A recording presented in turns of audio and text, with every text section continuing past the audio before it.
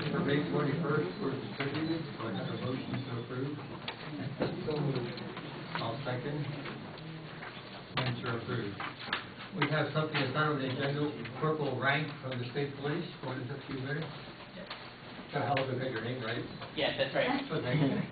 Good evening, everybody. I'm just here for the state police. I'm a supervisor at the Avondale Barracks, and our station commander, Lieutenant Rich D'Ambrosio, he has his shift supervisors, whoever's working the CM shift. We try to get out whenever we can to the township meeting. So I just wanted to say a couple words here. I do have to say, as a supervisor, I've gotten out to probably maybe a dozen township meetings over the past year and a half. And I got to say, this is probably the best turnout that I've ever seen. Some of the townships that show up, some of the township meetings that show up, and there's like 2 people in the audience. Like I said, I'm a supervisor in Avondale. I will say this: I've been a state trooper for 16 years. Most of my career was spent right here in Avondale. This is a rarity, but for me, here talking to you today, I am actually born and raised Chester County. I still live in Chester County, so I do have a interest in what happens with our county. So you don't see that very often. There's not too many guys from the Avondale Barracks that are actually born and raised in Chester County, but I was born and raised. I actually live. I'm from the. If any of you know, I grew up in Pomeroy, very small little town outside of Parkburg, and I still live in that area. So been a trooper for 16 years. I love Avondale. It's a great station. When I came out of the academy, they sent me to Skipback for my first station. I was out there about a year. I transferred back to Troop J. To be quite honest with you, I was upset because they sent me to Avondale. I wanted to go to Emeryville. Because Emeryville I knew better. I was a municipal police officer out there for 6 years before I got on with the state police, so I knew the area. When I found out I was coming to Avondale, I was upset. I was mad. Actually, I was mad. So I got down here to Avondale, spent like 2 or 3 weeks down here, and I was like, I found it home. I love this place, and I never left. Several station commanders from Emeryville over the years have tried to get me to transfer back up to Emeryville, but I won't transfer up. That's how much I like Avondale down there. So, like I said, I just come out and just go over a couple things that we're seeing. Not anything, I don't really have anything specific so much for your township. I just tell you in general what we're seeing. And we work, the state police, we work hand in hand with Chief McCarthy. I've known Chief McCarthy majority of my career, actually. Like I said, 16 years with the state, 6 as a local, so 22 years. I've probably known him the majority of that time. So we work hand in hand with Chief McCarthy. So he can probably tell you the same thing. But what we're seeing, a couple things, trends that we're seeing, we're getting a lot of scrap metal theft. A lot of scrap metal theft. And usually it comes down to drug users for the most part. They're stealing the scrap, taking the stuff to scrap metal places, and getting the quick cash. So if you have scrap metal laying around your yard, and they'll go broad daylight, it doesn't matter, they'll go in your yard and steal scrap metal. So if you have that, kind of keep it out of sight. Burglaries, we actually get a lot of burglaries. Again, not really so much a Kennett Township problem. It's all over our area. And believe it or not, one thing I didn't understand is before I became a police officer, I always thought that burglaries occurred. You know, you see on TV, cat burglars, right? Nighttime, guys wearing dark clothes. You know, that's actually furthest from the truth. We get more residential burglaries during the daytime when you're at work. When you're at work, people are out there breaking into the homes. And just a little thing on that is I always try to tell people is, and I tell my family members, try to make your home so it's not so much, try to make it as burglar proof as you can. And what I mean by that is don't have like shrubbery stuff around your windows and doors where people can actually get behind your shrubbery and spend time, you know, trying to jimmy the window or trying to jimmy the door. Try to keep your brush, you know, lower than the windows, lower than the door area. And obviously alarm will help too, but the best thing is just kind of look out there for your neighbors.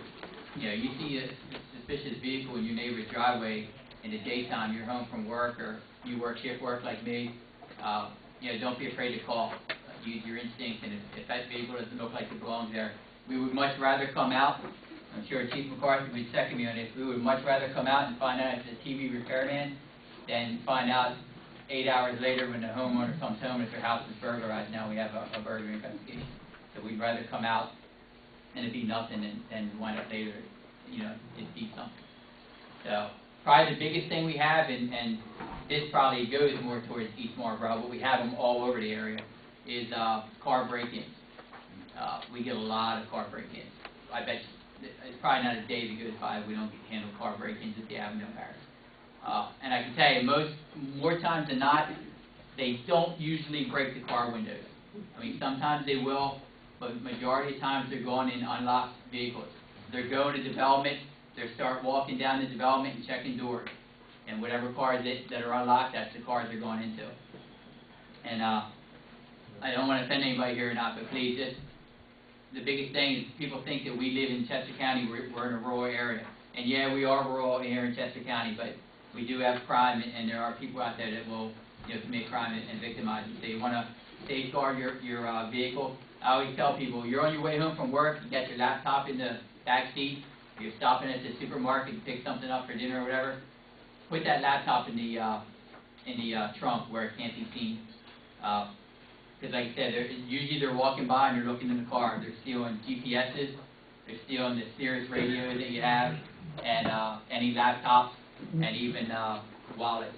People leave their wallets laying in their middle console, and they're stealing that stuff. So, my wife works in Lancaster City, and she works for a law firm up there, and her cars in her parking lot get broken into all the time, broad daylight. They get broken into. And I kind of have her trained now, being a cop's wife, where she doesn't keep anything in plain view that looks like, there's some kind of electronics in there. Like she even keeps her cell phone charger cord in the glove compartment. Because usually they'll walk by, if they don't see anything of interest, they usually keep right on going to kind of, help yourself out and help us help you kind of thing to secure your vehicle.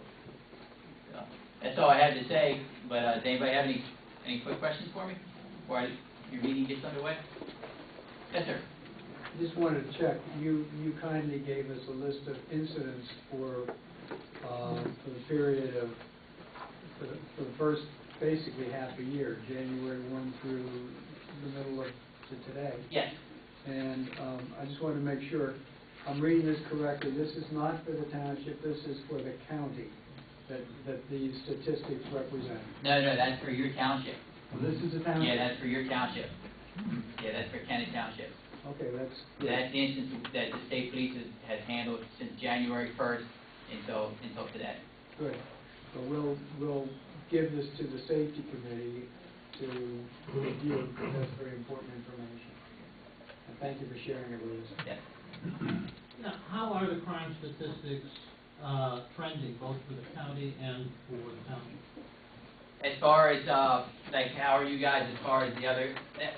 I don't have an answer for you. I don't know. No, are they going up? Are they going down? What categories are going up in general? Well, kind of what I told you, like I said, the three things that I gave you are the things that we're seeing, we're having problem areas with: the car break-ins, the residential burglaries, and the scrap metal. They're increasing. Excuse me? They're increasing. Because they could have been a problem all along. I think so. That's my opinion. I'm giving you my opinion of being here in Avondale for almost 16 years, and being a police officer here in the county, 21 of my 22 years as a police officer. That I would say, yeah, that I see that, especially the scrap metal. The chief could probably back me on this. 10, 15 years ago, you really didn't see that. The scrap metal wasn't really a big deal, but you're seeing that more and more now. Because it's quick money. They're still the copper, or they're still the metal, and it's a real quick turnaround for them to get the cash. Yes, sir. That's a good point. Stealing the metal, they have to sell it somewhere. Yes. Someone's going to buy it for cash. And isn't it illegal to buy stolen goods? And what kind of pressure do you put on the metal people who buy these things?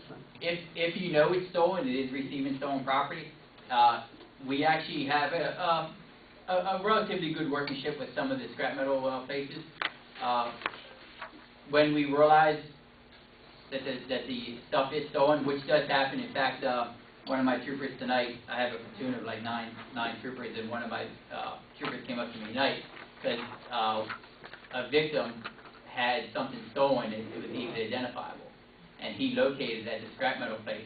So our trooper went up there, and they work, they work well with us. They don't argue.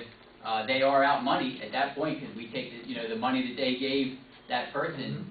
That now we take that stolen property back. So they kind of, they will assist us. They will work with us. There's laws that deal with that as far as them taking identification from people that come in there. So there is kind of I would say it's a great working relationship because they're out to make money, but we do have a working relationship with them.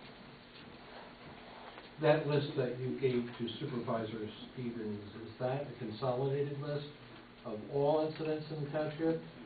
In other words, does Chief McCarthy report to you so you can prepare that list? No, that's only the incidents that the state police handle, and then Chief McCarthy would have the incidents that he handled in the So township. we'd have to get his incidents to have a complete story about. Correct. Yeah, those are only state police incidents. Before I came here tonight, I got on our computer, our state police computer, and I ran the incidents that Kennett Township had. That we handled. It'd be nice to have a consolidated list that is accessible by the public to see what the trends are. And Albert, you might be able to speak on that, because this is a list we receive on a monthly basis. Now, as you can see, we haven't received it since December. But No. normally, we do receive it. We receive it every month. And it's consolidated with Albert's. We receive that list from what he was nice enough to do was bring us this from January. We receive that list every month, which we generally have at the safety meeting. Not always, though, because we don't get it in time for the safety meeting, because it has to be compiled. The other thing is, I was a one-man band, so I just now got a software system to compile a list like that. I report volumes, as you'll hear in a little bit. The other thing I wanted to mention is, soliciting, we had this conversation. I spent 3 hours today rounding up solicitors who sell the magazines. These are calls you need to make. That's a local ordinance, and it's true the state police do not enforce local ordinances, but they will come out and investigate it as a suspicious person. And most of these people all have criminal records.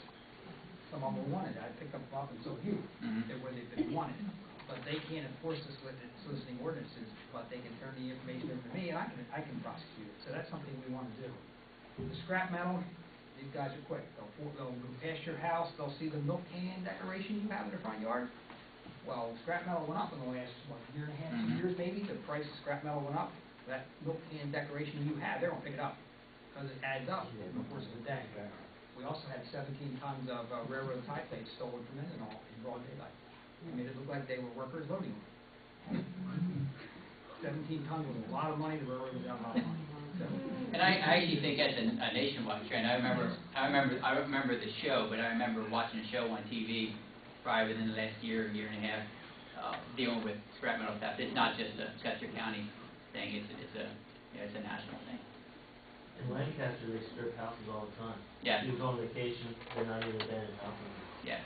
I always tell people that if I was building a house, that I would actually go out with houses under construction. I'd be sleeping in there at night. If they're coming in a house that's under construction that has the plumbing in it, strip the copper wire out and the copper piping. Are you saying that when people come knock on our doors and sell us magazines and whatnot, we should call you? Absolutely. I don't think 911.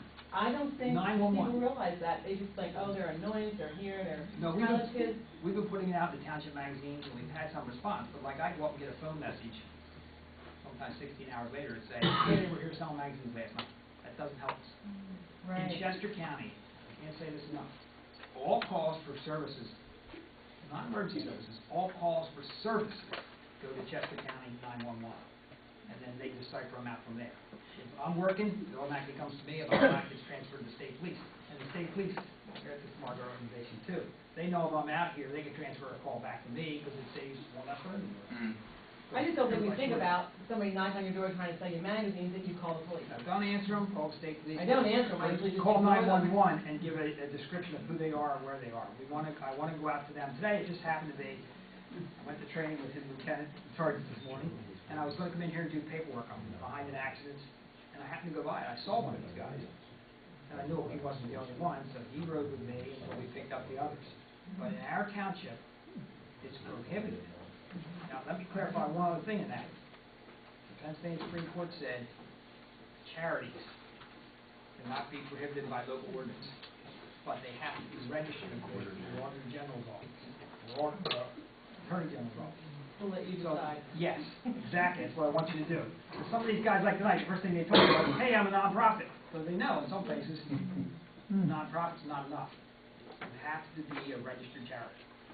So you want to check, this is what keeps the burglary rate down. We have a very low burglary rate in Kennett Township, we want to keep it that way. This is what keeps it down, by your assistance. We have a homeowners meeting this weekend, and I'm gonna tell everybody, but is there some way you can get this kind of information out to homeowners associations? Lisa and I go to, we go to homeowners meetings. We'll go to any homeowners meetings. We've been to multi ones during the course of the year. Wow, I've never seen you guys, and I've been way in Your 14 years. Then your homeowner association doesn't know what makes. And I think it was in our newsletter when we originally passed the ordinance for that. Okay. You know, like the chief Don't know was saying, Sunday. Chief, I think you need to clarify your statement a little. I think political campaigning was allowed. That's correct. Okay, so not everybody that comes up the steps is illegal. No, they're not, but even they have to have identification and Sure. other things. That's correct. Political campaigning is, also allow political campaign signs. Okay, as long as they're not on somebody's property or they obstruct the site, which is in their center. So, in those two situations, I take them down. I turn them back, too. and like the chief was saying, the state police, we don't enforce township ordinances. But we will come out if the person's suspicious, the chief's not on, we'll come out, because we deal with it all the time, especially this time of year. It'll kick up because the weather's warm and that now they're out here soliciting. But we will come out, we'll run them, make sure they're not wanted, and we check them to, verify who they are. But we can't, state police, we don't enforce the township ordinances, so we'll come out and check them, make sure they're, they're legitimate, and then kind of push them along. And if somebody leaves a notice at your door, call the township, because we can give that flyer to the chief and he can call them. Every township's different, like the area that I live in, you can solicit, but you need a permit. Like every township is different. Kennett Township, no solicitation. Further to your response about available crime statistics, the state police also at their website have the major crime statistics by county, maybe by township, across the state, and going back across time, broken down by every type of major crime, certainly. There's also Megan's Law reporting on the state police website by zip code, if I'm not mistaken. That's available, and all that information is out there going back across time. And it really does highlight the differences between counties and areas, and also who are, and under Megan's Law, there's actual photographs of who are people who are registered in by our zip codes here. And let me mention something on that bill.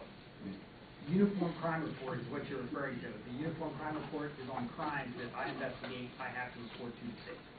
That gets reported, that's a separate umbrella organization for everybody in the state. The UCR code. UCR code. Every police agency has to report that. Thank you. All right. Okay, thank you. Take care.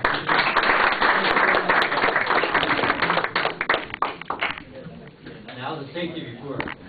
During April, there were 16 accidents versus 18 last April, an 11% decrease. Only 6 accidents were at intersections. The total for the year is 61, down from 73 last year, a 16% decrease, for an average of nearly 4 fewer per month. The police activity during April, the chief had 105 calls from county radio, 6 criminal investigations, 99 routine assignments, 11 false alarms, 18 automobile accidents, 40 traffic citations, and 47 arrests. Our highlight event is the 4-way stop sign at Rosedale McFarland is in place and working. Yay. And after a 30-day break-in period, there will be strong enforcement. Right, Chief? You're already stopping the cars that go through, but if you go through the stop sign in the front, you will get a citation. And now, I guess, for the big event that everybody's been waiting for, we have Tim Unbright with the 2011 audit. Tim?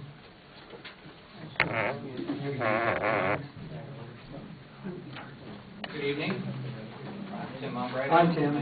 And I'm a partner in the firm of Umbright, Corango & Associates here in Kennett.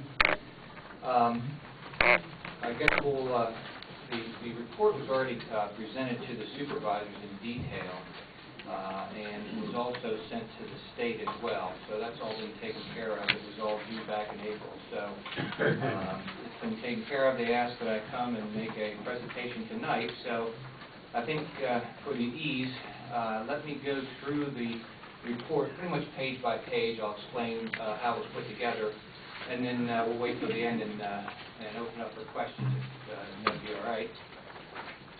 Let's go past, obviously, the first title page and the content. Pause at the independent auditor's report. It has our letterhead, and it does say that we did the audit, obviously, for 2011. It also says that it's under the accounting practices prescribed by the Pennsylvania Department of Community and Economic Development. That's how townships simply do their audits.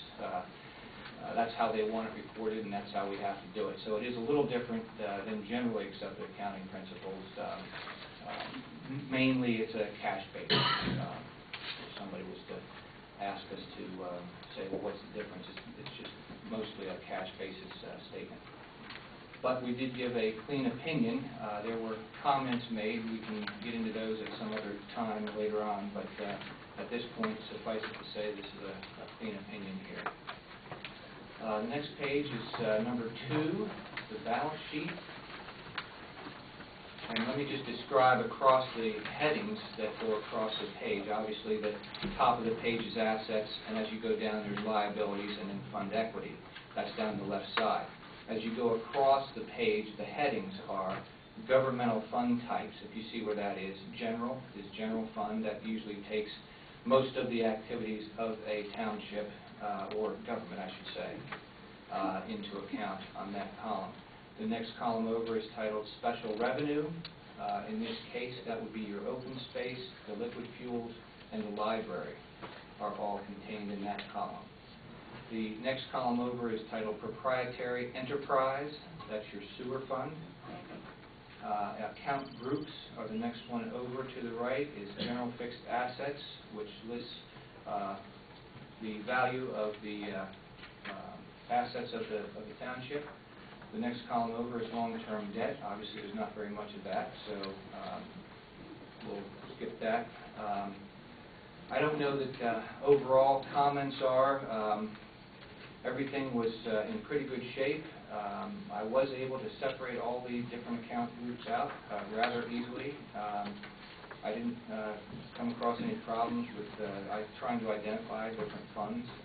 So they're all presented here, broken out separately for you. Let's go to page 3 then. It's the combined statement of revenue and expenditures, basically the income statement.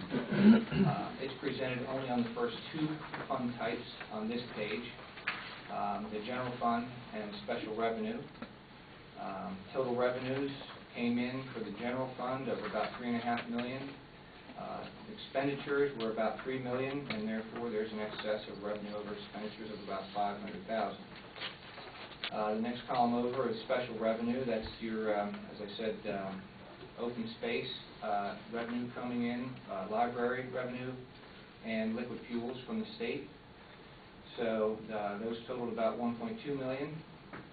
Spent around $400,000, so the excess is almost $800,000 in those combination of funds. So the total column is there for you also. You go to page 4. I'm required to do a budget versus actual on the general fund only, so that's what this is. It's the general fund budget versus actual. I don't know that there's any significant variance between the two.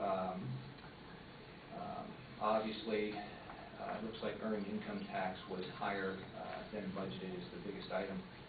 You can kind of look that over. In total, expenditures were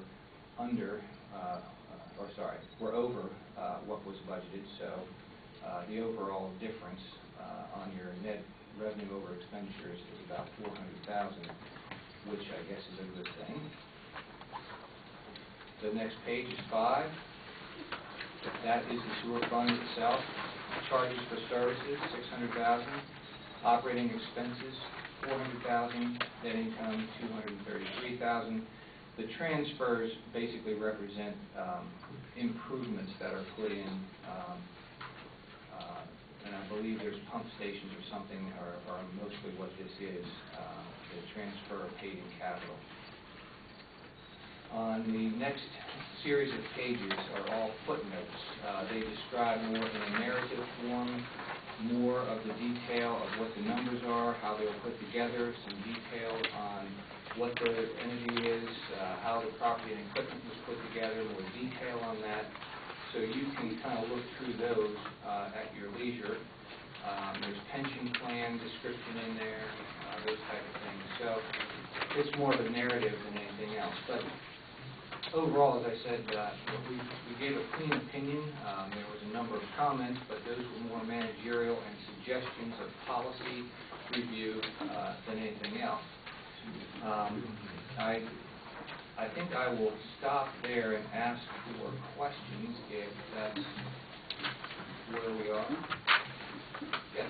Yes, Richard Gaw, Chester County Press. Was there anything that stood out to you in the course of planning and preparing this report? Well, we mentioned there were some comments. I think the biggest thing was the size of the fund balance. To me was, again, there's no set rule, there's no state policy or anything on how big a fund balance can be, but the general fund balance here is about $9.5 million, if I recall. So normally you want to see it right around the same as the revenue, perhaps, or a little less than that. Most townships are less than that. I think that was the biggest item. There were some other policy issues, but they were posted also on your website. So. Second follow-up question. I was wondering also, this is for the fiscal year ending December 31st, 2011. Perhaps I was curious to know if you'd be able to give me a timeline on your review of the township's 2009 and 2010 audit, which I'm sure you know have been in severe question. I was wondering if you could give the media and the townspeople a bit on that. I'm about 50% done at this point. Okay. Yeah, so those should be coming through by perhaps next month. I always want to make a presentation to the supervisors first, and then we'll do the public after that. Yes. On page 9, I noticed that the bank balance is over $11 million, and less than $1 million of that is covered by FDIC. Is it usual for a township to have less than 10% of its cash covered by federal insurance? Yeah, unfortunately, townships, local governments are restricted to what they can invest in. So unless they want to go to 27 different banks, you're pretty much trusting the banking system. I think they have Bolton here and National Penn are the two big ones. So unless they collapse and the federal government wouldn't cover, it's a pretty remote possibility. But they're safe investments that way. They're not into a stock market, I would say. Okay, thank you.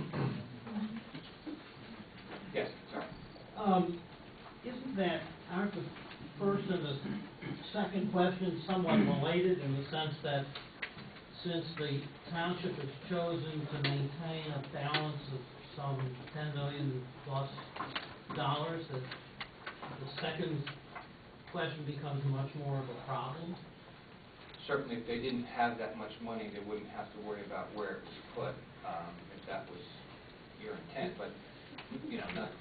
And isn't there also a regular surplus of $500,000? Well, when you say regular, there's no real guideline out there. I do school districts, and what they say is it should be no more than 8%. No, I'm asking, I note that in 2011 there was a surplus as well. So if that surplus is typical, and of course we'll have a better understanding as you do the earlier audits, but if that's typical, then not only do we have a $10 million piggy bank, so to speak, okay, but every year we're adding another $500,000 to it, and according to your recommendations, as I recall, we should probably be holding maybe $1 million or $1.5 million. Right. Right, so every year, we're increasing that. That's correct. Okay. So, but that's just a management issue. Correct, and that was part of I gave a list of, you can refund some money, you can stop charging real estate tax, you can, do a number of things. In your experience, have you ever seen a balance of this size in the general fund relative to the normal revenue and expenses? No. How close have you seen one? That's very subjective. I probably only do a half a dozen other townships. None of them are in this particular, nowhere near this fund balance. School districts, of course, have a much higher budget overall. Their revenue, $70, $80 million. So they're going to have a higher fund balance. But as a percentage, right, it still is much lower than this. Right. So in short, you've never seen a government agency hold this level of general funds. Yes, that was why I said it was Even one close, thing that sticks even out. close. Yeah, that was the one thing that It's stuck out. probably an order of magnitude more than is typical. Well, and again, unless there's some capital reason, they want to build another building, they want to, buy some other equipment. If there's some other reason, a school could build a building for $45 million and, use their fund balance up immediately. So Sure. those are type of things that, you don't know behind the scenes if there's something, but even so, you've never seen a balance. That's correct. Okay, thank you very much. Yes. Regarding special funds, I'm a little confused regarding the sewer fund, because if you go back to the audit you're currently working on, 2009, 2010, in fact, the auditor at that point had mentioned that the township he recommended that the township should create special funds. And there has been some confusion here that do we really have a sewer fund that is handled as a special fund? So it's quite interesting to see in your report that there is a sewer fund. But I'm really concerned, do we have the correct starting balance for that sewer fund because of potentially non-existent fund accounting in prior years? Right. Certainly, as 09 and 10 progress, I can take a look at that. However, I am starting with a balance that the fund has always been accounted for separately. The perception is that it has one set of books, does not necessarily mean that that one set of books has not classified everything separately, and that's basically what we have here. I've broken it out into different columns, but I got that information gleaned from the records themselves. So I would think that 09 and 10 will fall in line here. Okay, just as a slight follow-up to that, if you go back to the DECD reports back to 1992, there are hints that there has been fund accounting in prior years. But things don't seem to add up if you look at the DEC reports. And I would urge you to look at those reports. These are, as you well know, submissions to the Development and Community Fund. And supposedly those numbers have to be accurate at the time and based on the audit. But there seems to be some questions as to the validity of those numbers. I can look back. Like I said, I'm concentrating on 09 and 10 right now. However, I don't know that I'd want to go back to 92 necessarily, but if I do find, from 08 coming into 09, I will have to look at those. So I did most of the stuff I've done right now is testing on the 09 and 10. So when I say 50%, it's more of a transactional type of thing. So I'll get into those financials and get back on what the balances are. Yes? Yes, a follow-up question. Are you working solo on this analysis of 2009 and 10, or are you working with a team, your colleagues? No, it's solo. I'm the government expert at my firm, and there are certain requirements you have to have in order to do these audits, so I'm the only one who maintains that. Yes? I notice you're recommending separate accounts for library, open space, etc. Is that something you anticipate should happen next year or for this year? I believe that some of those recommendations have already happened, and yes, those have. So we've taken 2012, I think it was maybe reported at the last meeting, and broken the accounting system down so that it will more closely follow what I've done in 2011 here. Yes, Bill? Question about the availability of records and cooperation of the township. Has the township cooperated fully with your audit? Have all records that you've required been made available to you? And have you been able to do your job with the records that were made available by the township? Yes, absolutely. The records are in great shape. Lisa Moore has bent over backwards helping out to make sure everything has been accurate. Anything that was ever missing or a comment or I need this other piece of paper has always been provided immediately. So that is not an issue at all. Kind of black shirt? Hi, Joe Duffy. Mr. Albright, you made some recommendations to strengthen internal controls in attachments 1, 2, and 3, some financial policy recommendations, and employee policies. What did you find to form these recommendations? Well, for your work? Yeah, again, not to get too specific with all the policies or the procedures, I should say, I deemed that the internal controls, with enough personnel, there's 4 people basically in the office who are either approving, doing, signing, reconciling, and a lot of them independently. There are 3 supervisors. There's a budget overall, so, and there's also a prior year. So we look at kind of, the whole mix of all that and doing testing of who approved, who did it, was it the right payee, was it the right endorsement, was it proper invoice. And so I believe that overall the system is good. However, it could be better. Things such as approvals were not, I said get it stamped so that everyone will know date and initial, things like that on all the invoices, not just some of them. Whoever's approving should sign those. The supervisors actually review the complete bill list and sign off on that. There are procedures of 2 check signatures on amounts over a certain dollar amount. So those things are all in place already. I just wanted to, strengthen as much as I could. I don't know that I have those with me, but they were provided on the website somewhere. So, like I said, I can still give an unqualified opinion. I just wanted to let them know that there are other things you could do fairly easily and strengthen even better. Yes? Oh, well, I think you may have just answered the question, but just for clarification, how much effort do you think will be involved in implementing all of the recommendations that you made in attachments 1 through 3? Probably not much. Some of them are policy reviews, so that's basically up to the supervisors. The employee policies and that type of thing. Easy or not, I think they'll have to kind of study what they have. The internal control thing should be fairly straightforward. Reviewing a bank statement as it comes on open, initializing every invoice. I think they're already doing that. We're already doing some of those Yeah, things, to answer your question. Yeah, we're going to do as much of the internal control right away as we can, and then the policy stuff will have to follow as they can study it a little better. Anybody else?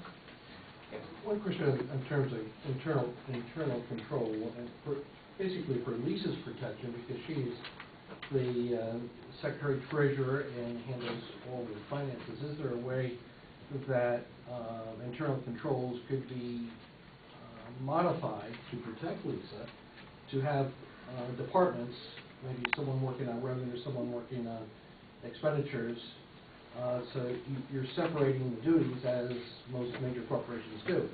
As you said before, this is a 4-person office, so how do you go about that in such a small office? Well, the billing person for the sewer, for example, makes the checks, but she doesn't do the deposit. She prepares a list of the checks, gives those to Lisa. Again, I don't know how much detail you want to get into in a meeting like this, but suffice it to say that there is enough separation, and then, like I say, overall, there are budgets, there are prior year, there are other reasonable ratio analysis that we can do to say it may not be every dollar, but the majority of things are being done accurately.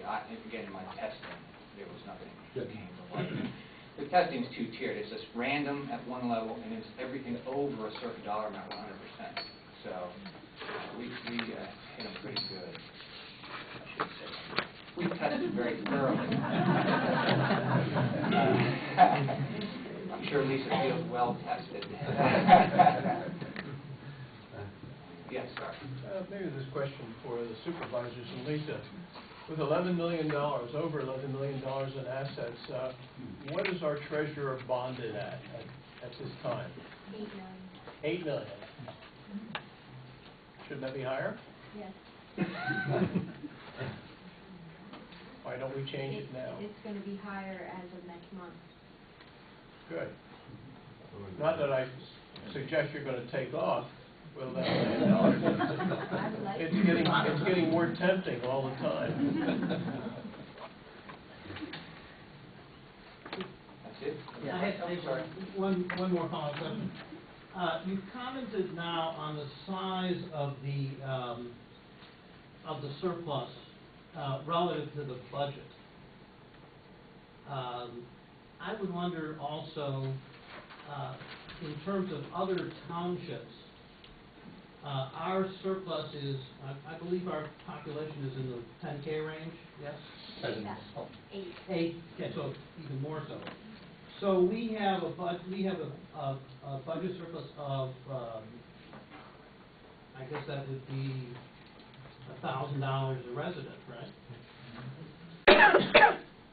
Would you say that's anywhere near normal from other townships that you've seen? Well, I think we've kind of addressed that. No, I Well, in don't terms of think the that's budget normal. you have, Yeah. but not in terms It's not normal. Again, for example, if an open space thing came up for $5 million, you cut it in half if they decide to go ahead with open space. It's just an example, but you got to, before you say, well, gee, it's too high or too low, what do you have in mind for it is basically what I'm pointing out, the fact that it's a general fund is not earmarked at this point in time. So it's as high as I've seen in my personal experience. Yes? Tim, you may not know this, but when I took office in January, one of the first things I did was to suggest to my other supervisors that we form a financial oversight committee. And at, I think it was the April meeting, I made a formal motion to that effect, which was tabled. It's being considered by various people in the township. At this point, they're going to finesse it a little bit and bring it up to the supervisors, hopefully in the near future. My question to you is, would that provide somewhat the financial controls which you were suggesting would be helpful in the management of the township? Any more oversight is better than less oversight. Does it come with what I'll call a cost of having duplicate testing? If somebody like myself is coming in once a year, is that enough? I'm never against having more people do more things. Some of my recommendations were, in fact, to put some of the issues back on your shoulders and say, why don't you start looking at some of this stuff a little more? But certainly another committee can do it. There are elected auditors. In most townships, unfortunately, the elected auditors, once I come in, say goodbye. But that doesn't mean on a monthly basis that we couldn't set up something that says, here's a sample that you can do, or I can tell them how to do a sample. So it's not a big deal for somebody like Lisa to, keep up with that type of thing. But we want to see the invoices for 12 items randomly by check number. And, if everything's fine, it gives me a little more comfort when I come in and say, well, you've already done some of the testing. I don't maybe need to do as much now. So, but that's, that's even corporate. Somebody brought up now that there's an audit committee on most companies now where they do some of this testing during the year. Thank you, Tim. Thank you very much. Thank you, Tim. Thank you, Tim. Thank you very much.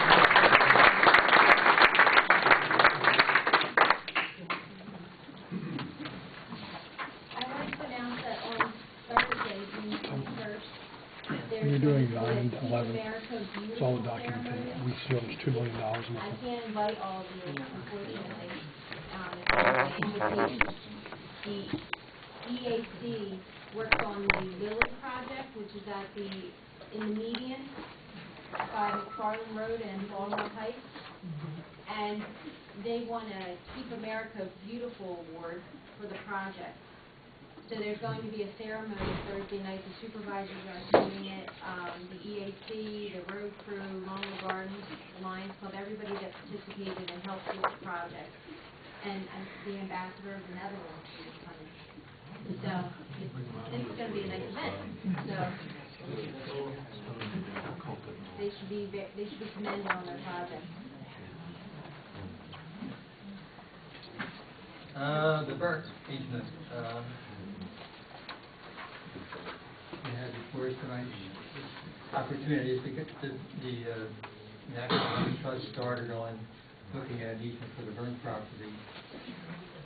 So, is there a motion to approve that? What they're discussing is just a proposal to begin looking at an easement on the Burke property.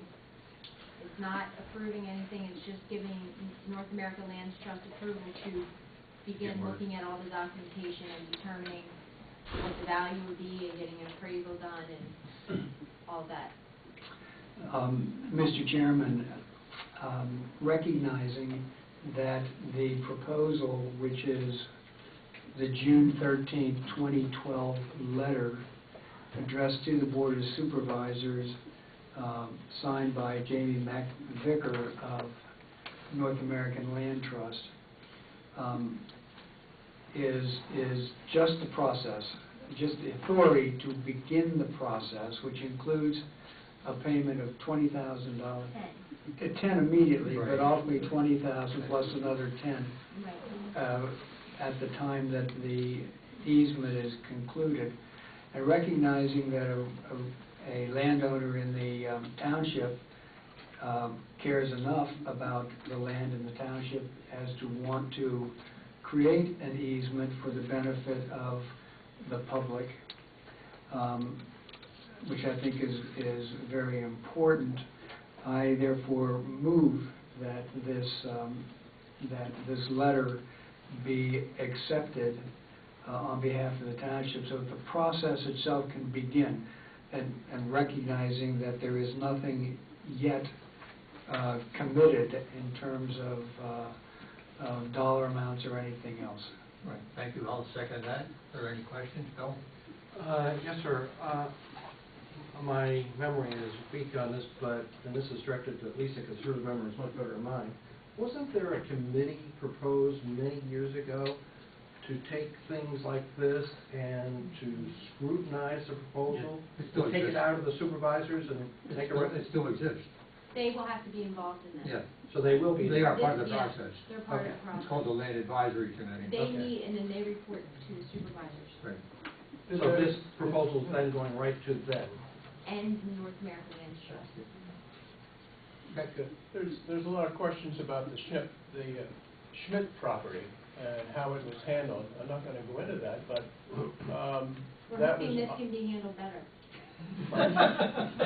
We hope you learned some Handle lessons. better. Did that go through the Land Conservancy Advisory Committee? Did that go through Yes. the storm? Yes. Did they recommend the price on it too? They're supposed to be allowed by the rules that they were given. I don't remember that off. No, we don't recommend. Yeah, Tom's on that committee. Okay. I don't think they recommend the price. They give a rating. We rate it, Bill, but we, as the committee, do not recommend a value. There was a very serious discussion about that very point, Tom, and that how can you possibly look in detail about one of these properties and whether we should go into it without recommending a price.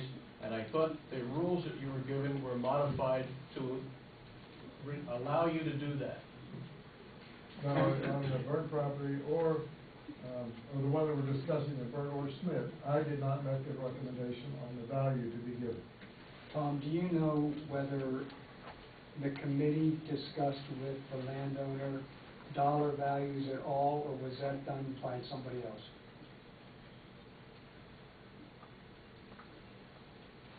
I'm thinking, Scudder, for Schmidt, I'm fairly certain that we never discussed dollars and such. And I think that at the Burke property, she may have mentioned some values that she had on an appraisal. But as far as the delta difference is concerned, no, we never got into that. That's not something that the committee would be responsible No. for as currently set up. We make a recommendation, we go through and we provide a sheet of paper to the supervisors with the ratings on it, which we have done. Thank you. Yes, thank you. I'm Mike Gutman, Kennett Township. In your, Scudder, in your proposal for financial oversight committee, are you anticipating that that committee would also handle issues like this? In other words, not simply checking audits and so forth, but looking at whether expenditures for particular items like a purchase are in line with accepted practices, valuations, whatever? I want to make sure I understand your question correctly. The Financial Oversight Committee, as I've created it in my mind, was to look at financial transactions in general and working with the financial officers of the township, which would be essentially Lisa, to assist her in making sure that things were handled properly and to allow her the benefit of others with broader, different experiences to make more efficient the process of accounting in its broadest measure in the township. So that's the general gist of it, and so that's primarily administrative. That's correct. So is there any sort of committee that is looking at the financial decisions, major financial decisions that might be made in the township and commenting back on that? Are you talking about on conservation easements? Well, as an example. So, you know, I mean, we already have an issue, for example, that we have, you know, $10 or $11 million in this fund, which is out of sight for this type of township. So someone made that decision, either, you know, actively or by default. Okay, what was the oversight for that? If the township has a proposal to buy a property, we've just heard that the property may be rated in terms of its general suitability for an easement, but the pricing of the property is subject only to the review of the supervisors, and there's no necessarily any other input. Well, the Financial Oversight Committee is reactive in its basic concept. I'm assuming that there are other organizations, structures within the township that would be providing guidance. For instance, the LCAC. I also prepared a revision to the focus and operations of the LCAC to make it more in line with the way other townships do it. That is, that the LCAC would do the negotiation on the price value, and then that would then be presented to the township supervisors to vote. It's always seemed to me to be a bit of a problem if one of the supervisors did the negotiation for the price and then came in and said, I vote for it because it's a good deal. That, to me, sounds like a conflict of interest. So I made a proposal to adjust the structure of the LCAC to more effectively address those kinds of problems. That's sitting in limbo as well. Hopefully both of these will come to the surface, but in terms of should we buy pick an example that happened last year, to buy a dump truck with a stainless steel bed. Is that a good decision or not? Who knows? That was the decision that was made. Is there a committee that could make recommendation to whether that should happen or not? I think there is one, and I think there were recommendations. I don't think it was done strictly by the 3 then supervisors.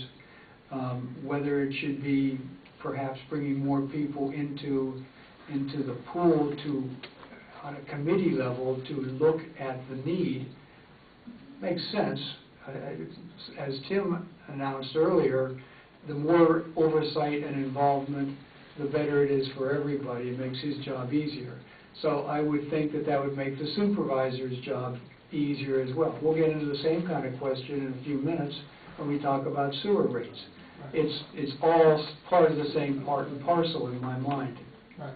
Well, the problem I see here is if you have a fund, as we have, of enormous proportions relative to the budget, then it's very easy to make expenditures without prioritizing. Right?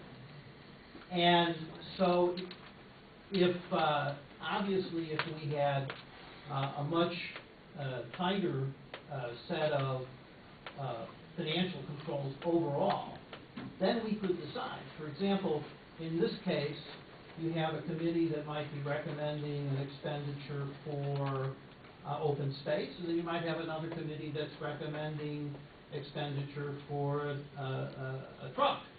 Okay? How do we decide between the 2? Okay? And not just those 2, obviously, but all the expenditures. So I'm wondering where the guidance is for the overall township's expenditures and prioritizations. And it seems to me that in the absence of that, we're solving problems by paying for things without really thinking about the consequences because we have this huge fund. And that's not, that's not a good way to run a business or a township in my mind.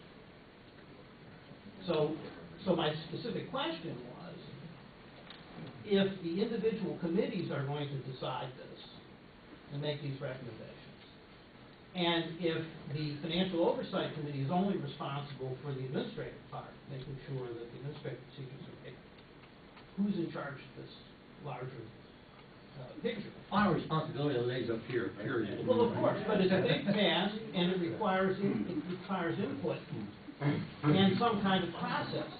And it's pretty clear that that there hasn't been a very good process for that, or we wouldn't be in the position that we're in. With all this money? Right. It's terrible. Other townships are figuring out what they're not going to do because they don't have money. That's right. I'm not worried about having too much money, really. I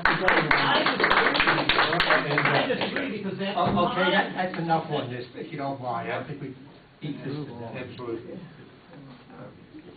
My question is almost a very simple one. Would you rather live in a township with an $11 million surplus budget reserve available for any emergency that almost guarantees that taxes won't go up in the future for that $11 million? Or would you rather live in some place that doesn't have a reserve, has debt on the books, just takes debt whenever it needs to borrow things, as in, say, I won't even mention the nearby places that have problems with their sewer systems that they can't pay for without raising taxes, which will get these guys voted off because they raise the taxes.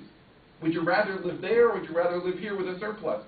I mean, it's a false dichotomy. No, it isn't. Would you rather be here in Philadelphia? We could have a well-managed township that was in line with other norms, and we could have a reasonable surplus. Remember where that surplus came from? It came from our taxes. It came from our management, running our taxes. That's why we have a surplus. How do you get a surplus? The first time you have $1 billion. Really? Poor management. Poor management is a surplus. Oh, wait a minute. Let's debate this outside, and then let's move on. Yeah, we're finished for that. We have approved. Margot, you have something, Tremaine? Yes, I do have something, Tremaine, and it relates to it. And it's sort of a follow-up with the opportunity I see for the LCAC to play a more active role. And I don't know the burnt property, but all I know is word is out on the street. Hey, Kennett's giving out real money. and they're real money for conservation. And I think the doors are going to start, there's going to be a lot of people coming to the door. So I really encourage the LCAC to actually take a proactive role and really prioritize the lands for conservation that meet the highest goals. So instead of getting a piece of property and seeing how it fits on the form, you know, to identify where they want that conservation to occur, and so that the goals of the township are being made for the money. So, for example, quality projects that really meet the anticipation of scenic, public access, protecting the resources. So, you know, that's really my hope, is that as the process changes, that the LCAC can actually take that leadership role. Thank you. The agreement with burnt property is approved. How about giving half the money back? 30% of it back. Make him happy, and he would be happy too. No, we're gonna hire 20 cops and you can take over that. I'll be one of them, my application. Resolution -7 is required for us to adopt and approve and place into immediate effect our emergency management plan. This is required by the county that we do this. It hasn't been updated since, I had a question, about it burnt. We're finished with burn, Okay, should I bring it up at the public comment? if you wish.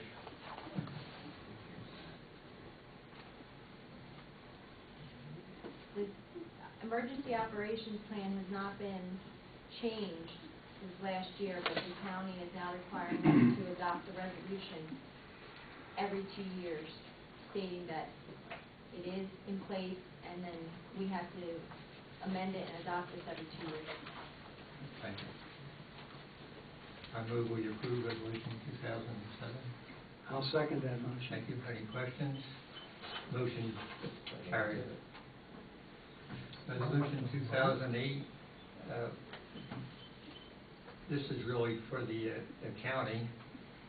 Chester County Multiple Mature Existing Hazard Mitigation Plan is hereby adopted as the official hazard mitigation plan of the Township of Kennett. I move we approve this resolution. I'll second it. Any questions? Resolution's approved. Activate Kennett Square with food. Yes. Carol, you're on. May I take a minute? Yes.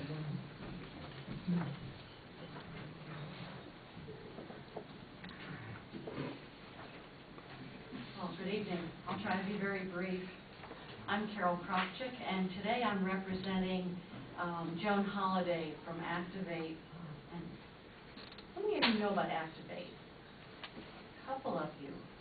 Okay, we actually have a group from Activate here today, and it's a YMCA-based group whose mission, I'm going to read this because my mind is a workforce, not a storehouse. His mission is to create a supportive environment for walking for health reasons, such as preventing obesity and other health diseases. Earlier this year, Activate set up a meeting with 3 municipalities to discuss a safe pathway to New Garden Shopping Center from the borough Kennett Square. Currently, people are using the shoulder of Cypress and State Streets to get from Kennett and New Garden Townships, as well as the borough, to the shopping center and other destinations along these roads. While we're happy that people are walking, we're concerned about the safety of these pedestrians. The members of Activate want to bring awareness to this issue with the hope that the 2 townships, Kennett and New Garden, together with the borough of Kennett Square, will work together to provide a safe pathway in this area. Representatives from the Chester County Planning Commission conducted a pathway study of the area and presented it to the representatives from 3 municipalities and Activate. Since this meeting, the borough of Kennett Square has received a grant that will go towards the construction of a sidewalk along West Cypress Street to the borough Kennett Township line. Tonight, we would like to present the county pathway study to you, residents of Kennett Township and the supervisors, to continue this much-needed pathway for the sake of residents. I would now like to present Bill McGuffray, Transportation Planner, and Kevin Myers, a planner, both with Chester County Planning Commission, who will present the pathway study.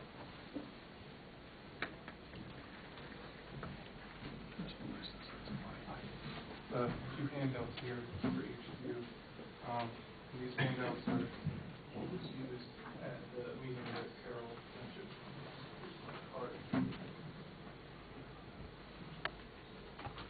Thank you. Also, if you don't mind, can I use your easel? I have a large format.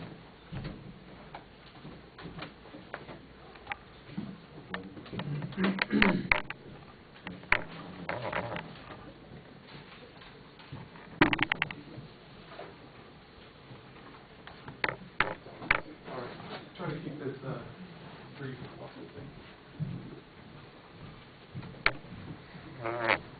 Carol gave a good brief overview of what has been done to date. Activate contacted the Chester County Planning Commission and asked what could be done to improve safety along Cypress Street to connect the New Garden Shopping Center and the Kennett Square borough. So the Transportation Division from the County Planning Commission conducted a field assessment to, and basically what we did was we took some measurements along the corridor and made some observations about what we saw. And it was on a very cold windy winter's day, and we saw a lot of people walking up and down the corridor. If you look on the front of the sheet that I handed you, there's pictures we took that day, some evidence of people walking on the shoulders of the road, and actually a picture of someone walking against traffic. From there, that allowed us to prepare the sheet that you have there and the map up there. We found that the average width of the road was about 30 feet, and there's 2 lanes of travel. One way going eastbound. There's 12-foot travel lanes, 3-foot shoulders. The posted speed limit is 45 miles an hour. It is served by the scoot bus, but typically the people using this corridor that are walking on it, not walking for health benefits, they're walking because it's the only mode of transportation that they have. And then there's a few other things that we noticed. From there, we prepared some alternative concepts, and you'll see that on the other side, on the back of the sheet that I handed you, and also on the board up there. And this is what we presented at the meeting with the 3 municipalities. So we came up with 3 different options. One was a sidewalk along Cypress Street. It would require some alterations to the roadway, including narrowing the travel lanes and narrowing the shoulders.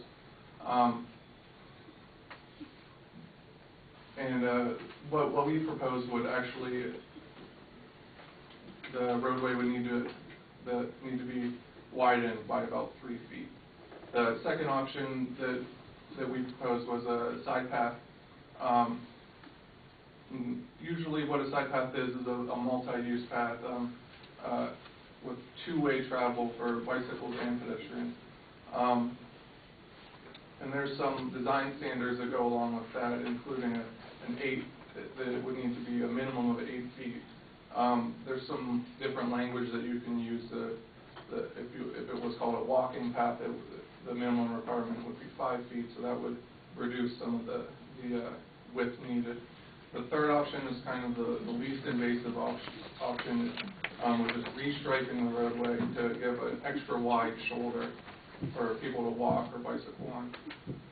Then at the bottom of the page, you'll see a map of the segment that we did our field study and the conceptual alignment.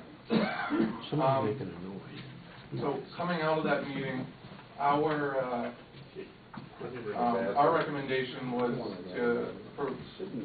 we proposed that the municipalities go together and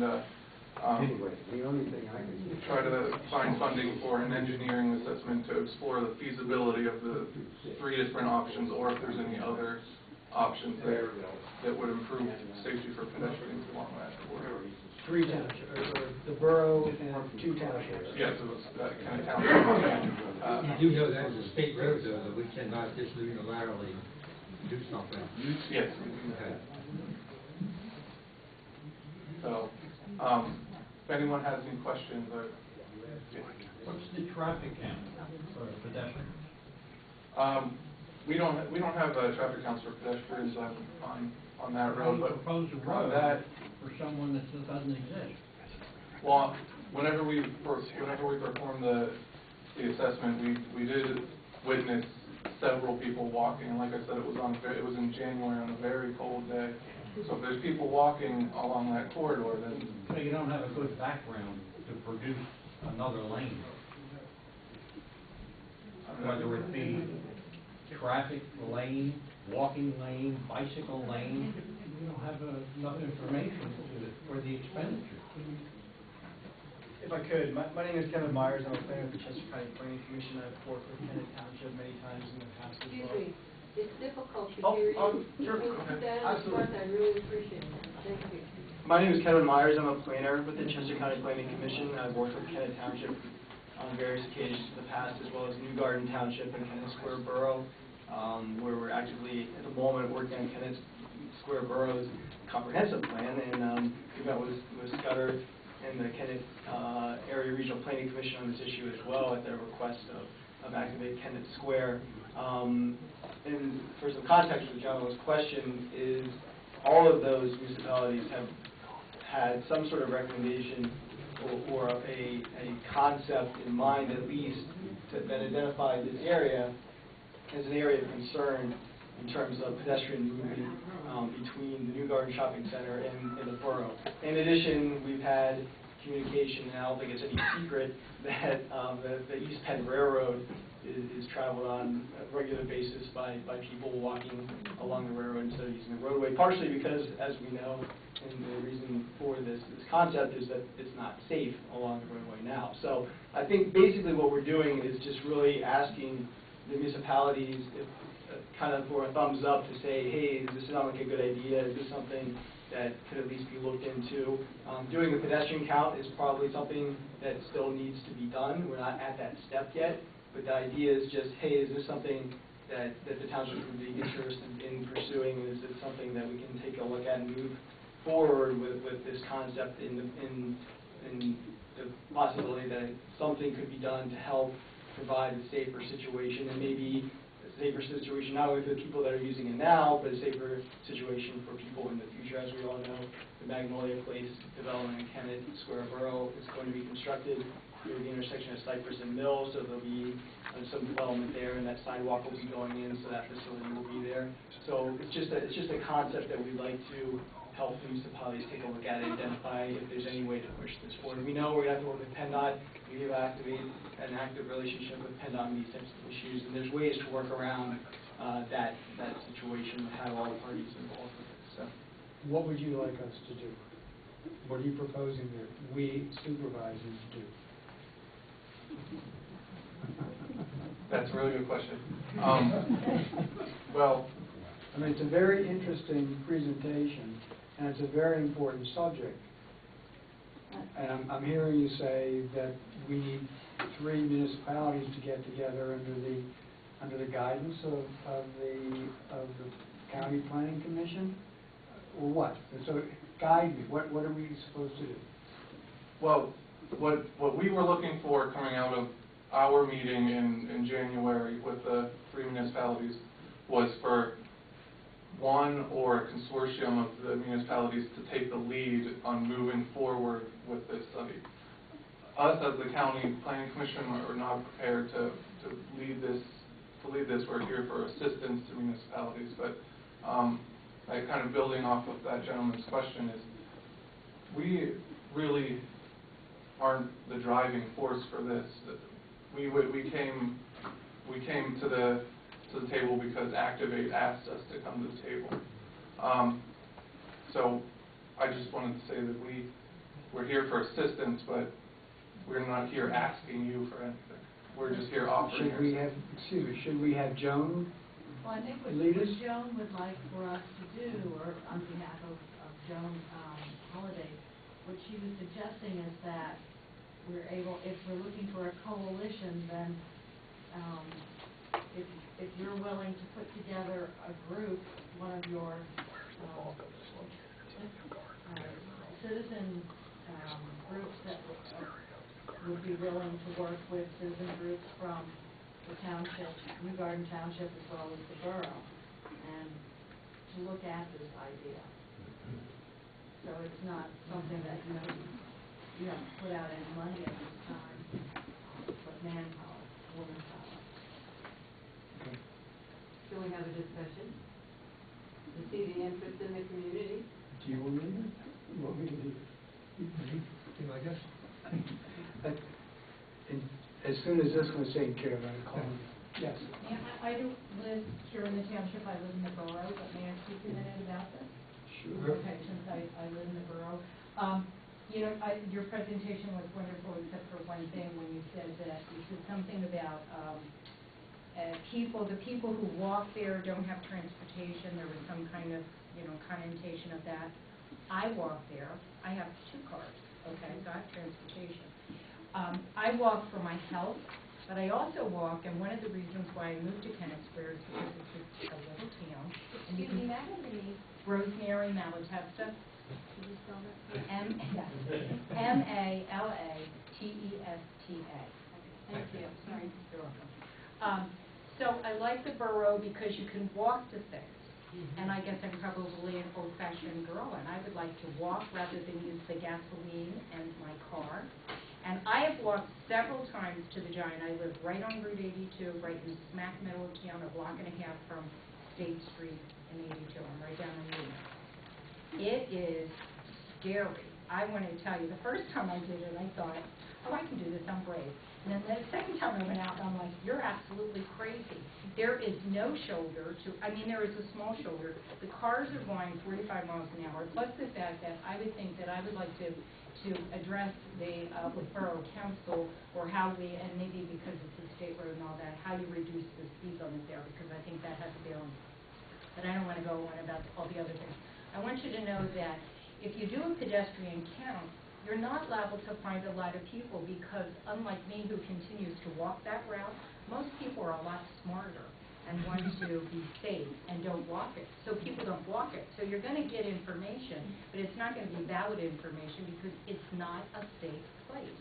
And what the borough is trying to do is create an environment which is walkable. We're doing, and Activate Kennett has done a great job in getting people out and doing different things they meet at the Genesis building once a week. They walk as a group. We have committees all over the town that have walking groups. In fact, I've been a chairperson of one of those. So that's what the borough is trying to do. And in order to do this, unfortunately, it hinges on other townships and municipalities. So I think what we're trying to do is just get people to help us look into it, help us create that environment. Yes, it maybe isn't going to help you because you live in the township, but you might come into the borough and you might want to be walking around sometime too. So I just wanted to make sure that everybody knew that, I walk, other people walk, and more people would walk. Thank you.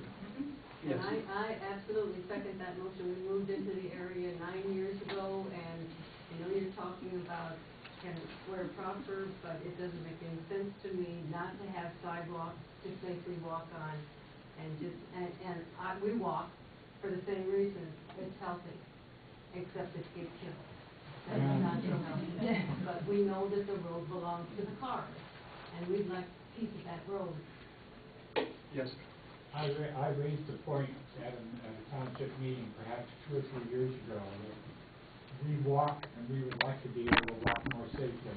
Well, we live on that other part of Kennett Township, the east end, and we walk down Cypress or State Street to get to the Y or some other places, but it's tough.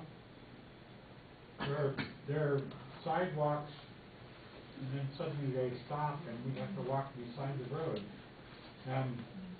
As she mentioned, in places, the distance between the guide rails and the stripe is about 14 or 16 inches. I can walk sideways so that my shoulders don't stick out in the road, but that's about all. And the edge of the road, the edge of the pavement part is ragged. So you could be walking along and twist your ankle rolling off the edge if you're not watching carefully. As cars go by you at 50 miles an hour. Yes, thank you. Yes, the speed limit is 35, but there are some who go 45. Yes, Bill. Technical question, sir. If I understood you correctly, you said to make this possible, you'd have to widen the road in order to fit in the proposed walking or dual lane walking and bicycling path. Do I assume you have the right to widen the road, or is this just going to be eminent domain? Or I would have to work with PennDOT. PennDOT's right-of-way is not just the actual pavement, there's buffer on either side. So when I said widen the road, I was really talking about the total width of the travel lanes, the shoulders in whatever facility there would be for the pedestrians, be it a sidewalk or a path. So it is technically possible? Technically it's possible. Without a lot of legal hazard? Hopefully.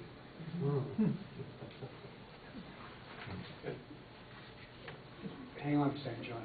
Yes, Jesse. Jessie Cox, C-O-C-K-S, Kennett Borough.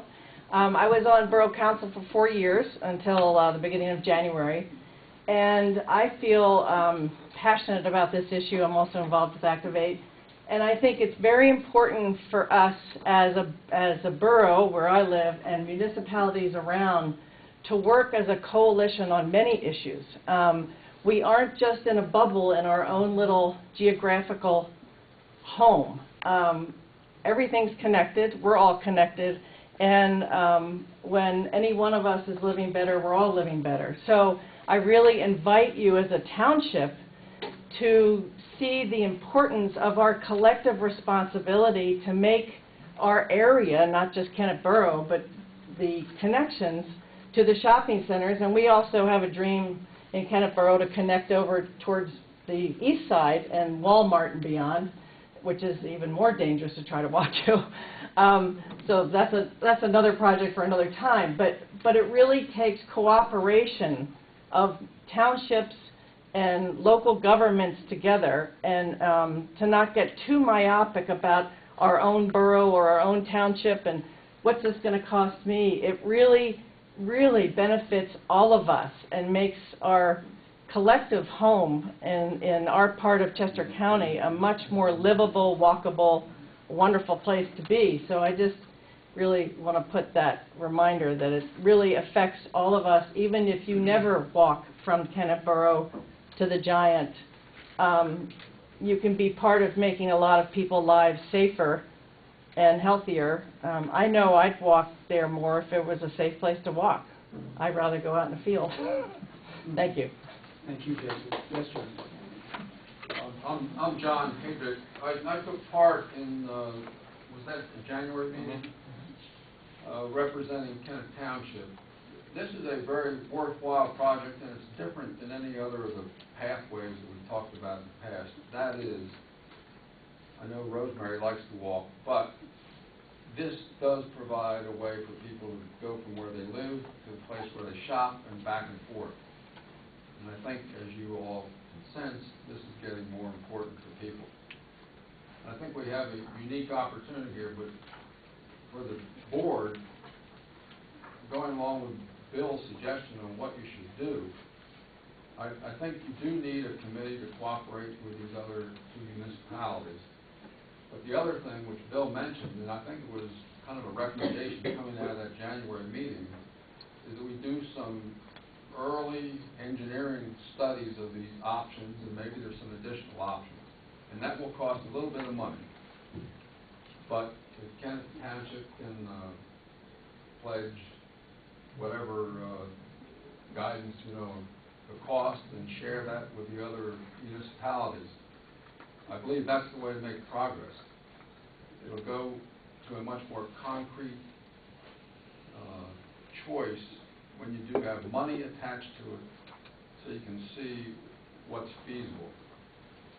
The thing I really like about this is to build an off-road, what do you call it, multi-use? Mm-hmm. Multi-use path for bicycles and for pedestrians. The uniqueness about this area is, and you can see it in the lower part of that slide there is open space along the boundary of that road. And apparently we have enough money, maybe we can acquire a little bit of that. and then make a first-class off-road thing. Putting all these people walking on that road is still not a good idea. I'd like to see it separated a little bit. Thank you. Yes, Bill. I'm just wondering, what is the opinion of Kennett Borough and New Garden Township? Well, Kevin, you might have a better answer. Kennett Square is here, so I'll let them. I'm here, actually, I'm also on the Borough Planning Committee. And what happened recently was we received a grant it wasn't just for Magnolia Place, it was for landscaping all along West Cypress Street. So it is going to the line, to the township line. We will also activate, my other hat, we will be going to New Garden Township as well. Okay. And asking them to do this. I think Joan has already put this in place. But she couldn't be here today. She's out of town. And since I went to the meeting, they thought maybe it was a little fresher in my mind. So. Thank you, Carol. You're welcome.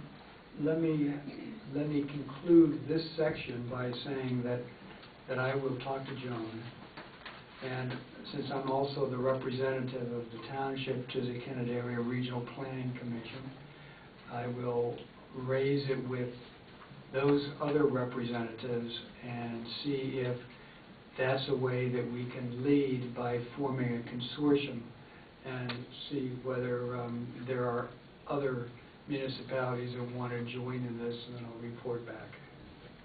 All right. One last word.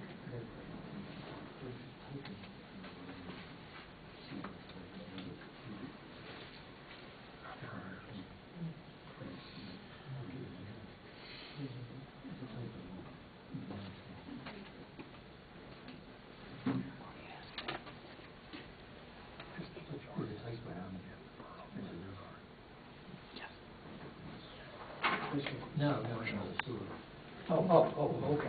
All right. Yeah.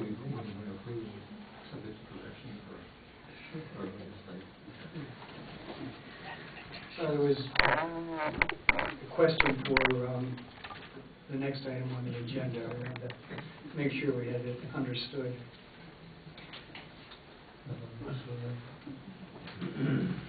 Okay, I think somebody else had a question for me. That's all right, if you want to move on. You're going to talk about it and find out about it, and I'm just assuming you're going to want that to happen to the east end of Cypress also, the walking path, which is where we live. I think that's very important.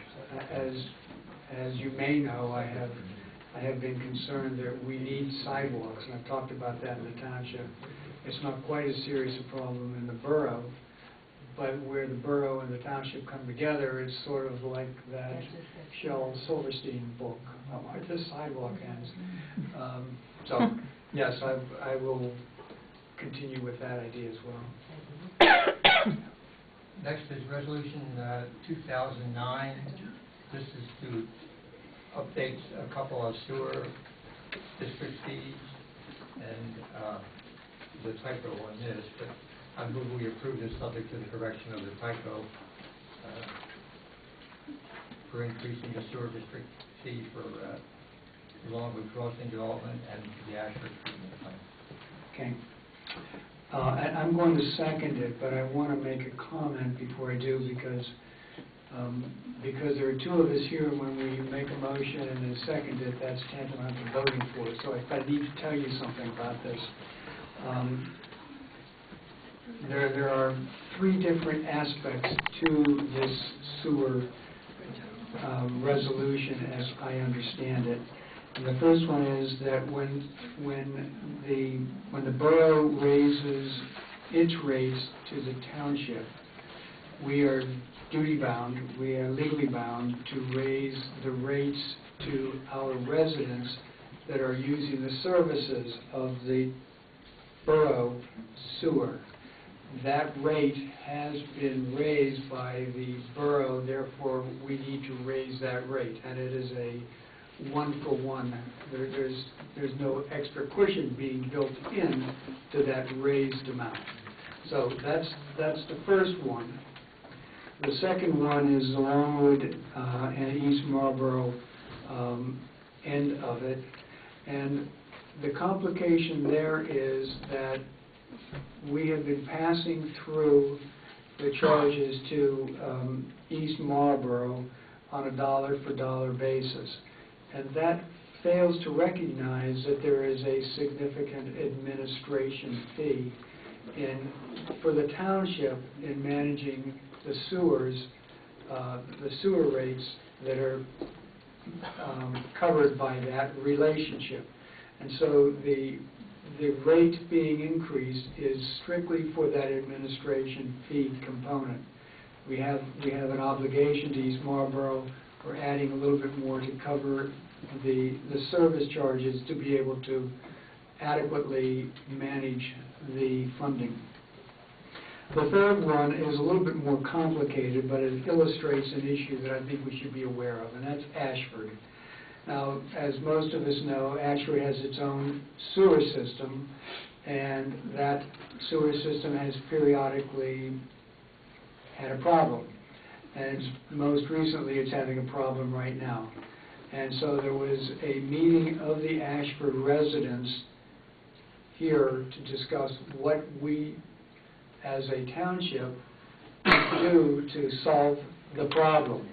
And the residents considered 3 or 4 different options and chose an option that is going to cure for a foreseeable period of time the sewer problem as it currently exists. But there is an expense to that to be able to do this. And so we as a township are going to take, assuming this resolution passes, we're going to take the money from the general fund to pay for the repair of the sewer. Now, on first blush, you would say, why is the township paying from the general fund for those who have a sewer, but they don't pay to maintain my private septic system? And so there's a discussion about that. But this doesn't quite fit that issue. The reason is that the township is fronting the money to fund the repair. But the cost is going to be surcharged over a period of time to the residents. So the residents are actually going to be are going to pay for it over a finite period of time. In effect, we have floated and bought our own bond. So this takes it out of my earlier example, why the general fund to take care of a limited group of residents. It's really not that at all. But it also illustrates the question that I was asked earlier about looking at the finances of the township through committees. And I've been concerned and think we should be looking at having a sewer commission that could assist the supervisors, and particularly Bob, who I recommend or congratulate for the job that he's done in keeping track of the needs of the township in the areas of sewers. But he's one person, and it might be helpful, just like it might be helpful for Lisa to have some people she could look to for finances, for Bob to have some people that he could look to when it comes to sewers. So having gone through that explanation, I hope I haven't muddied it for you, but I'm going to second the motion. Thank you. Any questions? Lots of questions. It's just a question. Bill but- one, yeah. But I just, if this is a sensitive question, I almost would say don't answer it, but we had a discussion earlier tonight about having a reserve balance and what we should do with that. But and you mentioned that this came up from your discussion, that the Ashford folks have an option of how they're financing this change to the township is financing this. Oh, no, they don't have an option. They had an option for how to repair it. Yes, exactly, but the opportunity was presented to them that the township could, in your words, front the money for the repair that would be paid back over time. If the township did not have a reserve balance, that option would not have been available. Yes, it would. Yeah. To finance You'd it. issue a bond. Yeah. Exactly, Yeah. and do bonds have costs and issuing costs? Then the residents would have to pay that. Or, right, exactly. Yeah, okay. And you think that's? That's what other townships do. How much Bill money, three. how much money is our pseudo bond gonna cost? Yeah. I don't know. I forget the numbers now. No. Just for the six? Yeah, for the fix. 40. 40. Yeah, 40 Well, our plus $10 million engineering, fund yeah. cover that very nicely.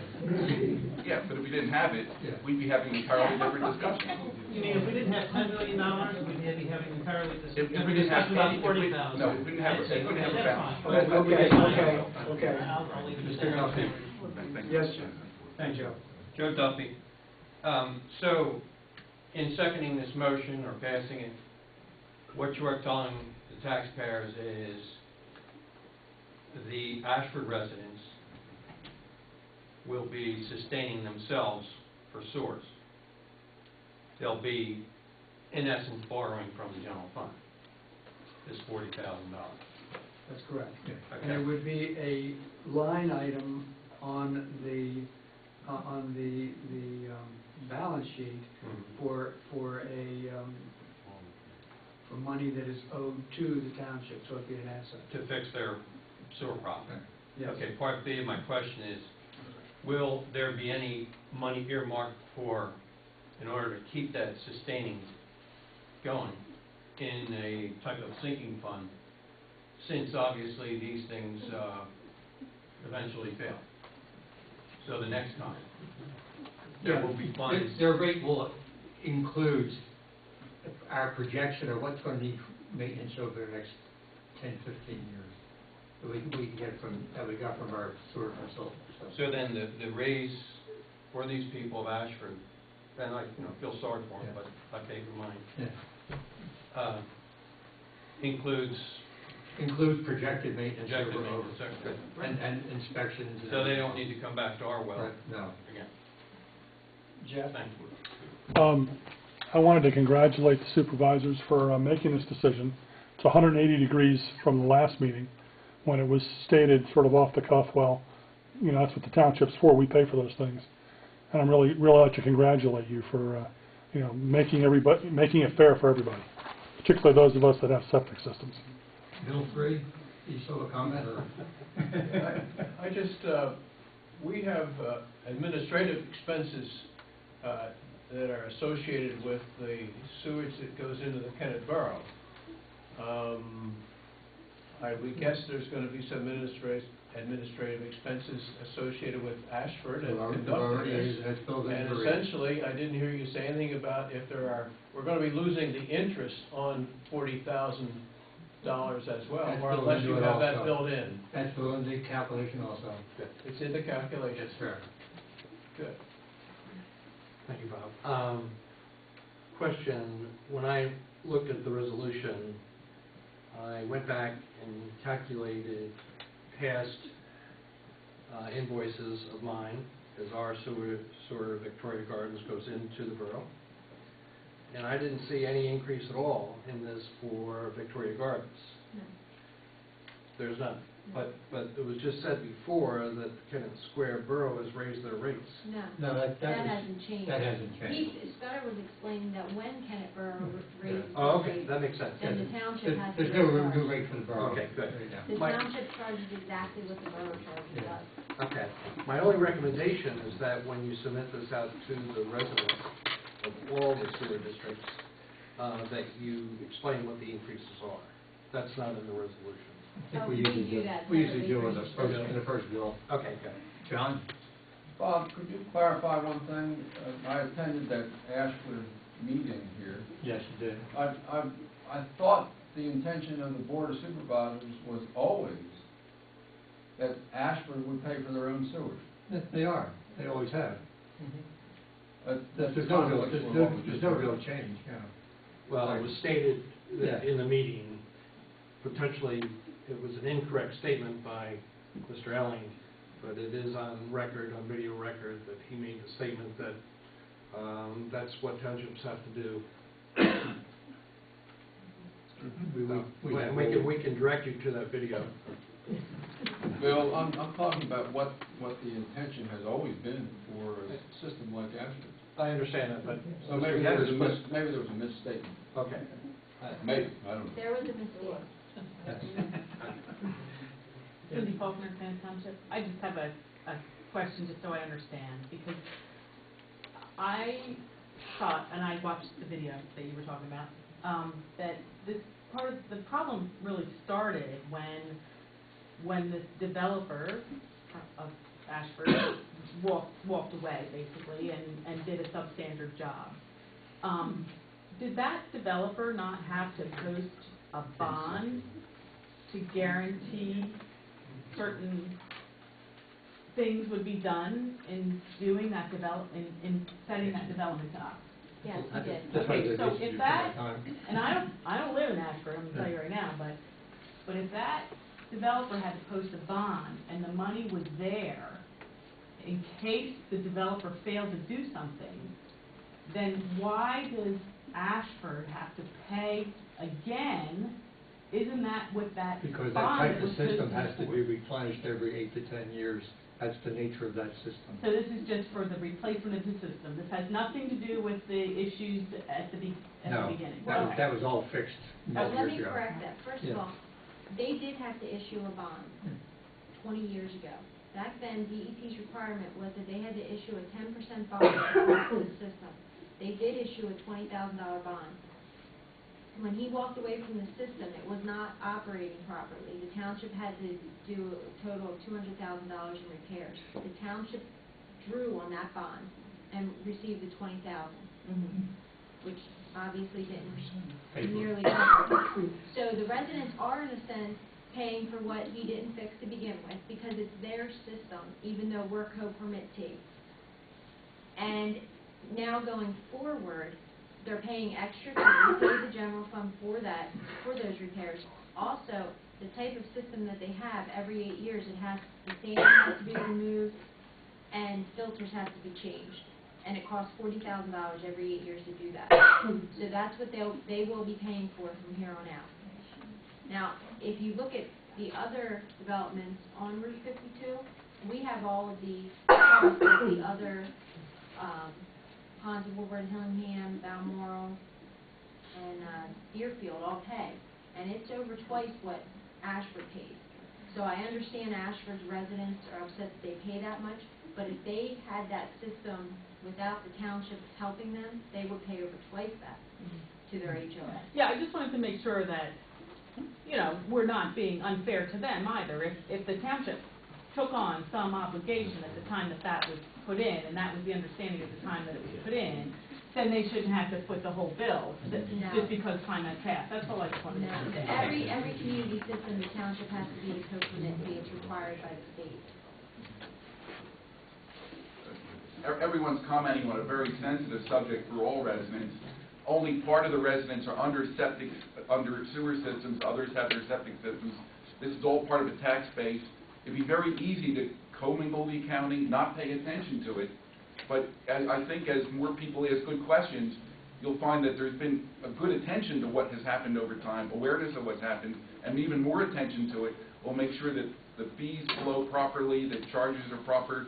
To get to the ultimate goal is that the people who have such a system are essentially paying for such a system, neither benefiting or costing the other residents that aren't something out of it. But yeah, and you're talking to somebody who has had a septic system and was required to hook into the township system when we put an extension on our house. So Yes. we've done it both ways, I understand the system. Motion's approved with the corrections we made to it. Road report. First round of mowing has been finished. There were trees down on Chipmunk Lane and East Fillendale, and the road crew cut them up and chipped them up and moved them away. We took delivery of 2 new mowers for the township mowing tractor. They are being replaced after 14 years of service. The new Pico pole at Ravens Drive on Hilldale is in place. We're still waiting for Verizon to move their line so we can get the old pole out of the way and improve the sight distance in that area. The recycling of yard waste, the recycle center is set up to be ground up this week or this month by mulch. We let them ground it up. They keep the mulch and we pay no fee, so it's a win-win for the township, no cost. In the next 2 months, our paving program will start with oiling, chipping, and line painting, and we ask residents please be cooperative in that matter. You want to do your first land? Well, I just want to say that we need to be careful when we drive over the line painting, because otherwise we paint our cars at the same time. I've seen lines that are... I see lines on the side of my car. The oil and chip is good too, your car. I'm going to make the resolution to deal with body camp subdivision. I want to come over here so that you can see it on the wall. And I'll try to point out what I'm talking about as I go through it. It is one large plot that has been cut in half, and then one half has been essentially cut in half again. The larger half has the older building, the historic building, and there will be 2 buildings, one on each of the other 2, each of them accessing to Willow Glen Drive. Sills Mill is along here, Willow Glen is along here. And the access, as I recall, is over here, is on Sills Mill for the original property.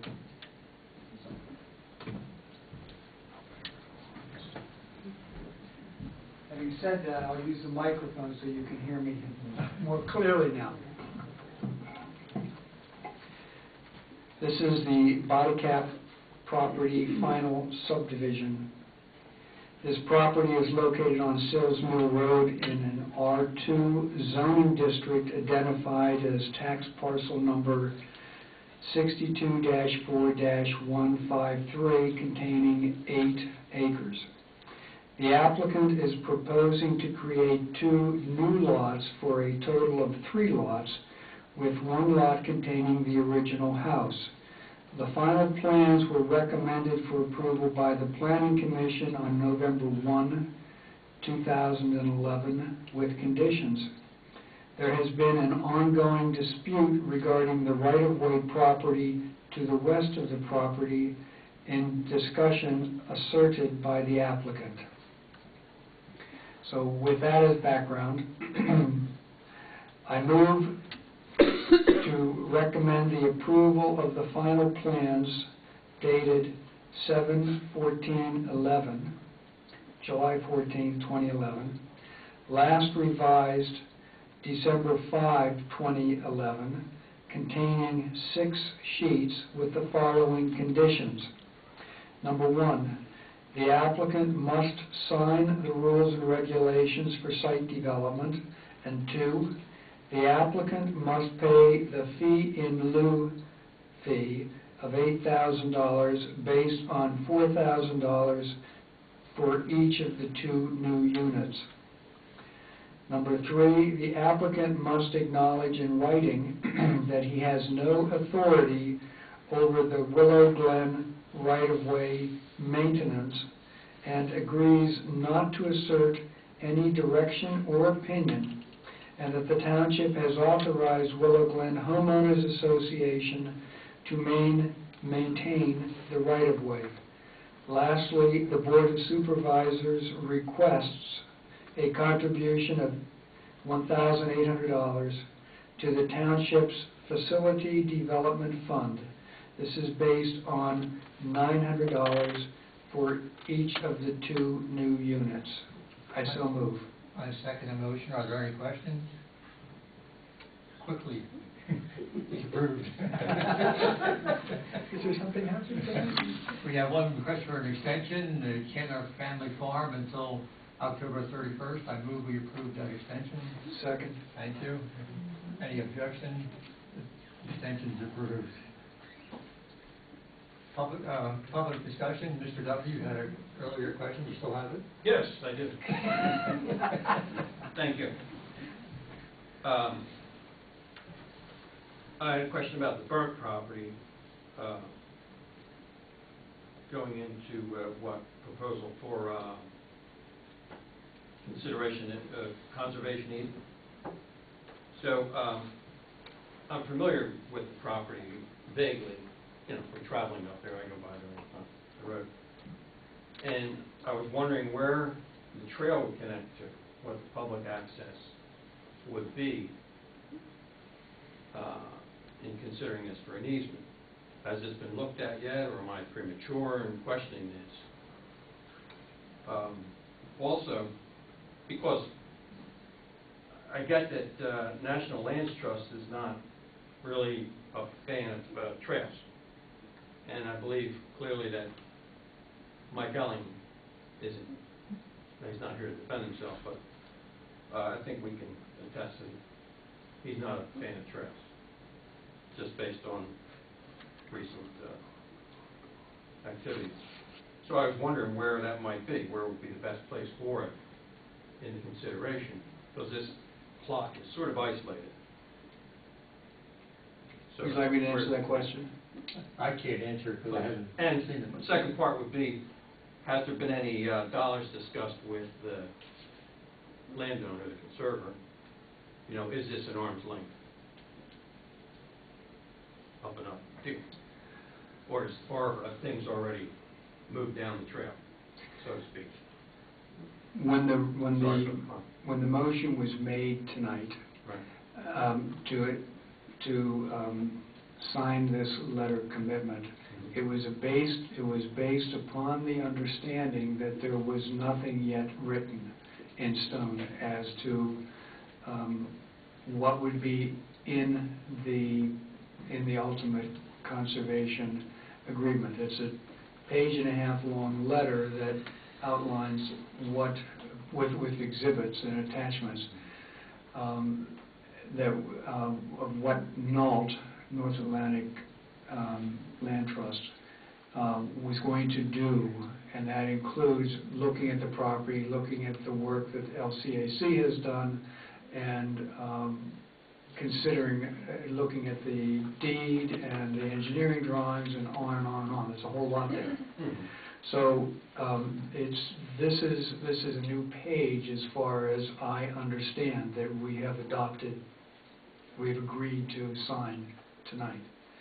In terms of what has happened to this point, all I can tell you is that Mike and I had a conversation, and he told me that he's had several discussions with the owner and was going back to resolve the dollar amount.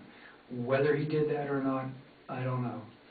And how that will work out when it finally is presented to NALT and to the Board of Supervisors, I don't know. So I can't answer that. We did also talk about trail, and we looked at the engineering drawing that he had, and because this is I can't describe it very easily, but it's in the middle of a subdivision with a cul-de-sac road and whatnot, and so we were looking at that drawing and trying to see where a trail could go, and it was at the back portion of the property, kind of cutting across diagonally. So that's what he and I had talked about. Whether that, in fact, is going to survive the Mike, cut yeah. is another question. That's what you and Mike were discussing. That's correct.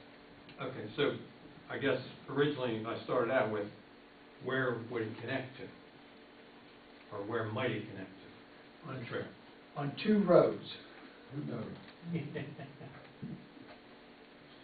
And I don't have it in front of me, so I can't reference it for you.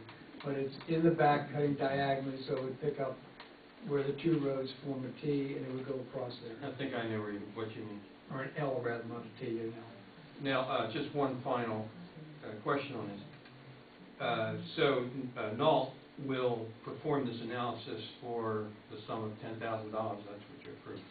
The actual is a total of, it's $10,000 initially, but the total charge is 20. And then the maintenance agreement, once it goes into effect, is another 10,000, so it's a total of 30, but we're only committing to the first 10 at this point. Thank you. Yes, ma'am. Yeah, I just feel compelled to go back to the surplus issue. And I agree with the gentleman who says that it's important to have a surplus.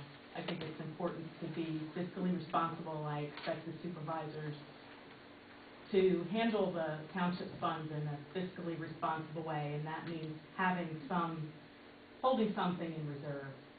But I would challenge the speaker to consider that $1,000, the potential of $1,000 refund, or even $500 refund, or even a slight break in taxes to people in this county who don't have a lot of money.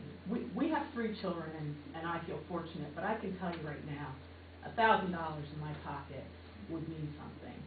And I think that is also a responsibility of the supervisors as part of handling fiscal responsibility and taking that seriously and thinking about what everyone in the township is dealing with right now. People are out of work. Yes. People don't need to continue to build an excessive, what we heard was an excessive surplus. And I would second what the lady is saying, what the woman is saying. I would second what you're saying, and I think looking at the taxes is absolutely the right answer. But I'm a citizen, not a... I want to add in that I think the math is wrong. If you put 7,000 or 8,000 as the number of residents, you have 11 million. Knock off 3 zeros off of each of them, you've got 7 at the top, and you've got $11,000 underneath it. So you're talking about, I think it's more than $1,000 a person. Yeah. I think. Yeah. Bill 2? Bill 2, okay. I was, I guess, a little disturbed to see the article in the Chester County Press last Wednesday, about the letter written by Matt Sabo, a respected member of the Planning Commission, and the concerns he had on the Whiteside property, specifically the process. It was a huge article, and I just have to say that I assume that Chester County Press did their homework and presented the information correctly. So my question to the supervisors is, will they look into these concerns from Mr. Sabo and maybe make a report back to the Planning Commission or to the population in general about the concerns and what they might do differently in the future? My answer is I did not see the article, so I can't comment on it.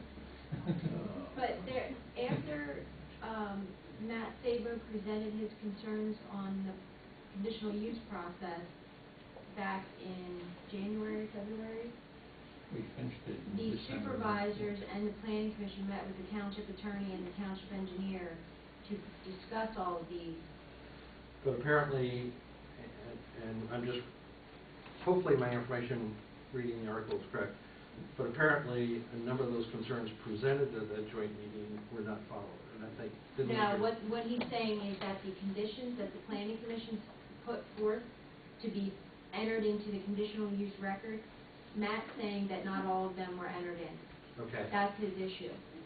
After the conditional use process was done, the planning commission continued to express their concern with the way the conditional use hearing was handled. That's when the supervisors met with the township attorney, the township engineer, and the planning commission, correct? I think so. And they all discussed it. Now, I know that the township attorney doesn't feel the same way the planning commission does, so Okay. there's a little bit of a discrepancy on who's correct on how it should have been handled. Now, since that article has come out, they may want to revisit another meeting with them to discuss it. Well, to the uninitiated, which includes me, it presented some concerns. Right. So I'd feel more comfortable, because I know the planning commission members do a lot of difficult work, a lot of hard work, spend a lot of time, and to see one of them issue this letter with significant concerns, you know, it bothered me a little. Okay. I was at the planning commission meeting that night and heard Matt. And one of the other things I think that kind of he talked about, wasn't happy with, was there would it appeared to be some exclusion. He felt that people or entities were excluded from certain decision-making meetings. Well, what happened, there were some meetings that were held between the engineers that nobody knew about except for the attorney. And so the planning commission members felt that they were excluded from those meetings and they shouldn't have been.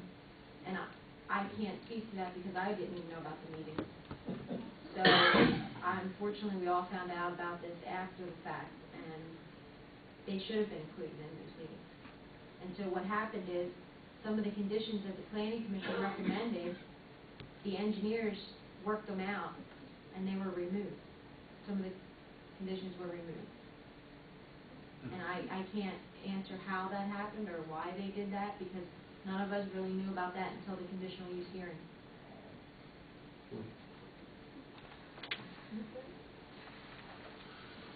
Unless there's an emergency here, can I ask for an adjournment? No? Sure I can. I can ask for it, and they can decide. When you're going 25-10, there's a couple other issues have to take care of in this building. That's a long night. You've been here all night. We have bills to pay. I move we adjourn. I just want to bring something up in old business that I think is critical. I want to thank you for the four-way stop at Yorktown and Rosedale. We still have a very dangerous situation. You mean McFarland Rosedale? Okay. McFarland and Rosedale. That property on the left-hand corner, I brought it up in March, and nothing has been done. Here is a fence that blocks the view. Behind that fence are bushes that are now coming out to the street on McFarland and Rosedale, with no sign of cutting them back. This morning, I was at that stop behind 3 other cars. Every single one of them pulled up to almost the middle of the road to look left and look right. I was the fourth who did the same. I mean, something has got to be done. It's still treacherous. It is. You're correct. Our roadmaster went out there and cut their bushes back. When? Not this morning. He did a few weeks ago. Unfortunately, their bushes are out of the right-of-way. They're out of the site alignment. They can't be haven't cut them back as asked, so our roadmaster went out and cut them back. But I can get our roadmaster to go out there tomorrow and talk to him about what else they can do. Between that fence and the bushes, you cannot see. And the people still don't stop. It'll take, can I answer a couple of these, please? Yes. It'll take a while before everybody gets used to it. The state will not allow enforcement for 30 days. For 30 days, those flashers will be up there. It's to get people who drive through that intersection every day of their life I understand. to understand it. What But you're talking about, that's another hazard, though. that's the justification for the four-way stop, is that I bush understand is that. out of the site alignment, it's out of the right-of-way, it's out of what the township can legally do. But we can try Unless to we talk buy to the him house. and see what he will do.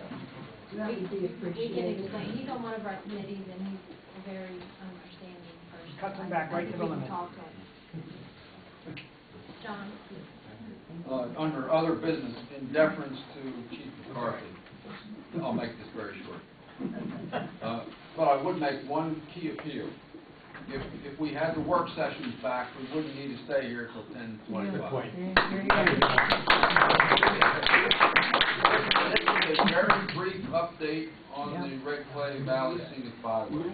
There was talk about having a resolution being passed, maybe tonight.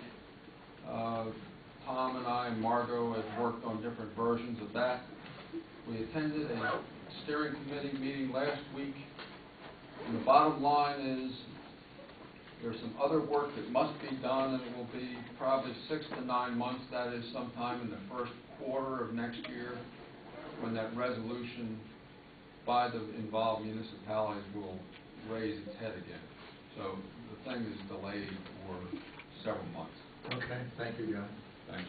We are adjourned. Thank you.